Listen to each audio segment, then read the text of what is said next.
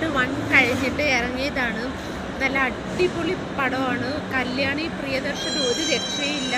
നെസ്ലിനാണെങ്കിലും നമ്മുടെ എന്താ പറയുക, ടൊവിനോ ആണെങ്കിലും ദുൽഖറാണെങ്കിലും ഒരു രക്ഷയില്ലാത്ത അഭിനയമാണ്. കൂടാതെ എനിക്ക് പറഞ്ഞറിയിക്കാൻ പറ്റില്ല, അത്ര എനിക്ക് തോന്നുന്നു മലയാളത്തിലെ ബാഹുബലിയാണെന്ന് തോന്നുന്നു. ബാഹുബലിക്ക് മുകളിൽ നിൽക്കുന്ന പോലത്തെ പടമാണ്.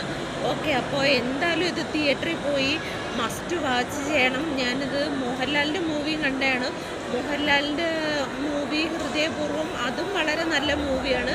പക്ഷെ രണ്ടും രണ്ട് തോട്ടാണ്. ഇത് കുറച്ച് അഡ്വഞ്ചറായിട്ടുള്ളൊരു മൂവി, ഫാൻറ്റസി ആയിട്ടുള്ളൊരു മൂവി.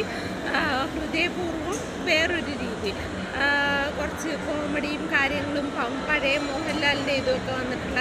അപ്പോൾ എല്ലാവരും പറ്റുമെങ്കിൽ ഇതെല്ലാം പോയി തിയേറ്ററിൽ തന്നെ പോയി വാച്ച് ചെയ്യാൻ നോക്കണം. നല്ല അടിപൊളി മൂവിയാണ്.